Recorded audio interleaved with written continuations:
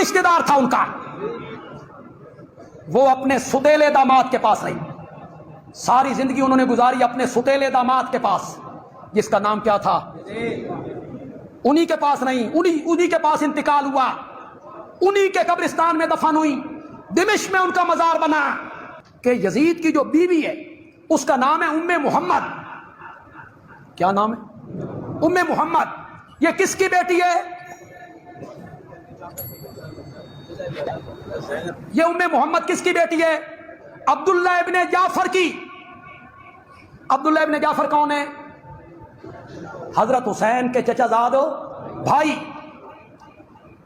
جی آپ کو لگیں گی تو یہ باتیں بڑی عجیب سی، اتھے رشتہ داریاں نے، تم اپنی بیٹیاں زانیوں شرابیوں کو دیتے ہو، کتنی تحقیق کرتے ہو؟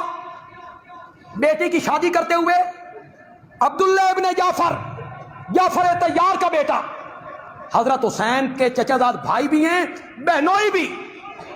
حضرت زینب کی شادی کس کے ساتھ ہوئی تھی؟ عبداللہ ابن جعفر کے ساتھ، لیکن ام محمد ان کے بطن سے نہیں ہے، یہ ذہن میں رکھیں۔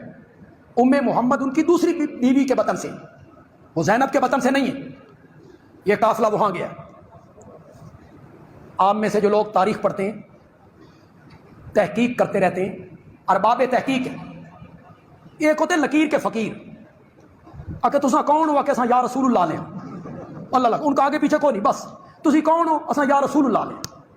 عقیدہ کیا، نظریہ کیا، بیچاروں کو کوئی پتہ نہیں ہوتا۔ لکیر کے فقیر ہوتے ہیں، ومنہم امیون، جو عام میں صاحب تحقیق ہیں۔ بندیالوی کی ایک بات کا جواب دیں، اس پر ارباب تحقیق غور کریں، خدا کے لیے غور کریں، اور مجھے بتائیں کہ حضرت حسین رضی اللہ تعالیٰ عنہ کی ہمشیرہ، بڑی ہمشیرہ سیدہ زینب، اس کا مزار دمشق میں کیوں ہے؟ مطمئن کرو ہمیں، حضرت زینب کہاں دفن ہے؟ بولو یار، اور زور سے بولا، کہاں دفن ہے؟ اور دمشق میں بھی بنو امیہ کے قبرستان میں۔ جی کس قبرستان میں دفن ہے؟ ہمیں بتاؤ، اس کی وجہ بتاؤ۔ حضرت زینب کا مزار کہاں ہے جی؟ کس قبرستان میں؟ ہمیں مطمئن کرو، حضرت زینب مدینے کیوں نہیں گئی؟ کیونکہ آج مجھے موضوع کو مکمل کرنا ہے، تو اس لیے میں بڑی جلدی سے تاریخ آپ کے سامنے پڑھوں۔ یہ بیٹا نہیں تھا، یہ غلام تھا، اور عربوں کے ہاں بھی ناصر شاہ صاحب یہ طریقہ کار تھا کہ عرب غلام کو بھی بعض اوقات اس کا بیٹے کے نام سے منسوب کر دیتے تھے۔ اب جب حضرت ہاشم، کیونکہ میں عمر نام نہیں لوں گا، ہاشم نام، اب جب ہاشم شام پہنچے تو پتہ چلا کہ میرے بھائی کا انتقال ہو چکا۔ انہوں نے کہا سامان تجارت، ان کا کاروبار کس کے پاس ہے؟ انہوں نے کہا ان کا غلام امیہ دیکھ رہا ہے۔ انہوں نے اس غلام سے کہا کہ میرے بھائی کا جتنا بھی کاروبار اور بزنس اور تجارت ہے وہ میرے حوالے کر۔ اس کا نہیں، کیونکہ انہوں نے مجھے بیٹا کہا تھا لہٰذا وہ میرے نام لکھے، اس کا میں نگران ہوں۔ اب حضرت ہاشم اتنے بڑے تاجر تھے کہ انہیں اس سامان سے کوئی غرض اور غایت نہیں تھی، لیکن امیہ سے ہاشم کی دشمنی چل پڑی۔ اب جناب ہاشم شام رہے، جناب ہاشم کا ایک چھوٹا بھائی تھا مطلب، ہاشم کے ہاں بیٹے کی ولادت ہوئی تو ہاشم نے اپنے بھائی مطلب سے کہا کہ کیونکہ امیہ میرا دشمن بن گیا،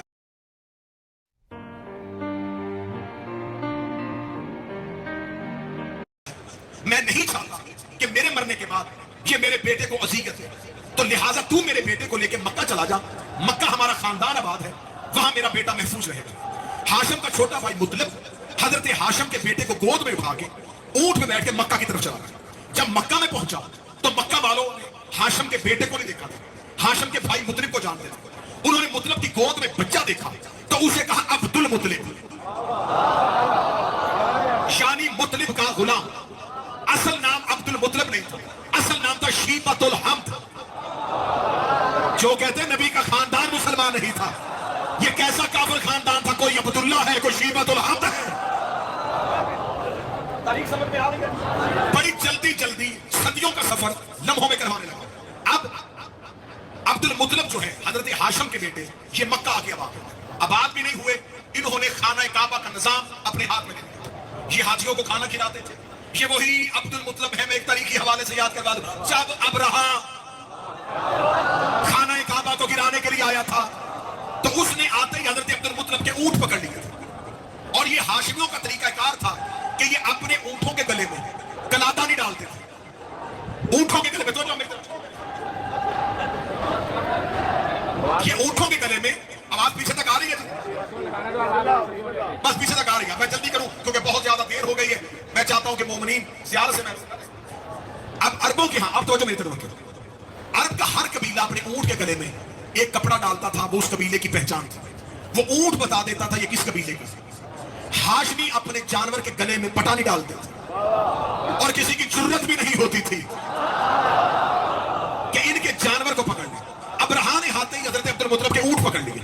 حضرت عبد المطلب کے اونٹ پکڑے تو یہ تاریخی حوالہ تو دینیات اور اسلامیات میں ہے کہ حضرت عبد المطلب نے آ کے کہا کہ میرے اونٹ کہاں ہیں. اس نے کہا میں تیرے اللہ کا گھر گرانے. تیرے اللہ کا ذہن قریب ہوں گے تو میں کچھ پڑھوں گا.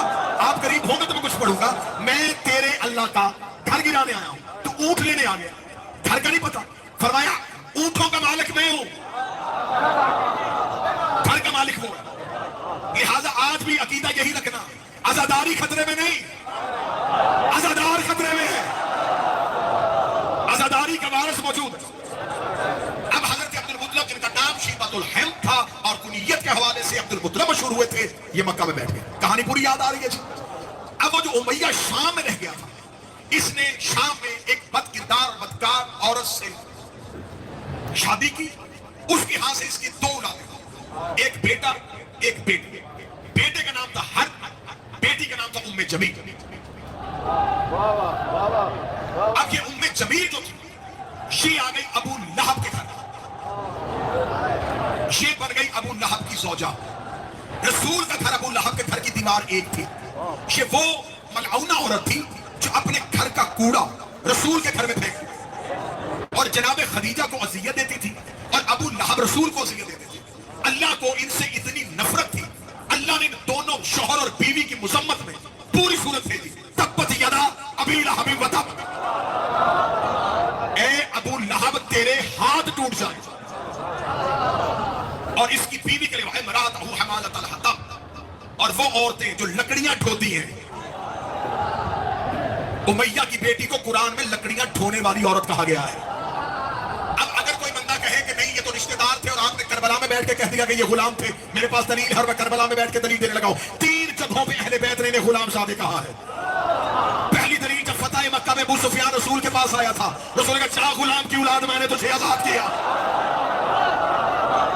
دوسری بار حاکم شام نے کہا تھا اے علی میرے مقابلے میں سوچ کے آنا, میرے پاس بہت بڑا لشکر ہے. علی نے جواب دیا تھا طلحہ بن عدی کے ہاتھ میں. علی نے کہا جا اس سے کہہ دینا غلام زادوں کا امام زادوں سے کیا مقابلہ.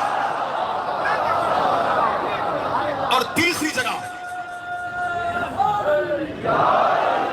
جگہ سیدہ عالیہ نے دمشق کے دربار میں کھڑے ہو یزید سے کہا تھا یبن عبد القاہ, اور ہمارے آزاد کرتا غلام کے بیٹے. تو یہ میرے پاس 3 دلیلیں ہیں کہ اگر یہ خونی رشتہ دار ہوتے تو نہ رسول غلام زادہ کہتا, نہ علی غلام زادہ کہتا, نہ شہزادی غلام زادہ کہتی. یہ ہاشمیوں کے رشتہ دار نہیں تھے, یہ نسل امیہ میں سے تھے. بات یہاں تک پہنچ گئی بھی آپ کے ذہن میں. اب امیہ کی نسل سے میں نے آپ کی حاکم شام تک تاریخ آپ کو پوری سنا دی. حاکم شام آیا, حاکم شام کے بعد یزید آیا.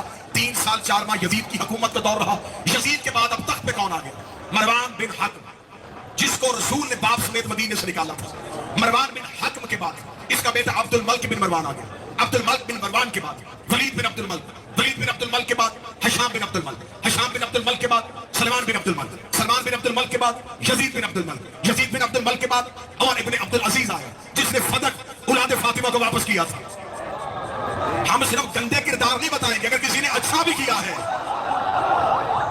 اس نے فدق اولاد محمد کو واپس کیا. عمر بن عبد العزیز کا دور جاتا ہے. عمر بن عبد العزیز کے دور کے بعد منصور دوانکی آ جاتا ہے. منصور دوانکی کے بعد ہارون رشید آ جاتا ہے. ہارون رشید کے بعد مامون رشید آ جاتا ہے. مامون رشید کے بعد مہدی عباسی آ جاتا ہے. مہدی عباسی کے بعد ہادی عباسی آ جاتا ہے. پھر معتصم باللہ آ جاتا ہے. پھر محتسب باللہ آ جاتا ہے. پھر موثق باللہ آ جاتا ہے. پھر متوکل آ جاتا ہے. پھر معتمد آ جاتا ہے. ادھر خلافت کہاں سے چلی اور کہاں گیا گئی. ادھر عبد مناف کے بعد عبد المطلب آ جاتا ہے. عبد المطلب کے بعد ابو عبداللہ آ جاتا ہے. عبداللہ کے ساتھ ابو طالب آ جاتا ہے. عبداللہ سے محمد آ جاتا ہے. ابو طالب سے علی آ جاتا ہے. ابو طالب کا بیٹا ہوتا ہے, محمد کی بیٹی ہوتی ہے. دونوں کی آپس میں شادی ہوتی ہے. ادھر سے حسن آ گیا, ادھر سے حسین آ گیا, ادھر سے سجاد آ گئے, ادھر سے باقر آ گئے, ادھر سے جعفر آ گئے, ادھر سے قاسم آ گئے, ادھر سے رضا, ادھر سے طارق آ گیا. उधर से उमवी मर गए, अब्बासी मर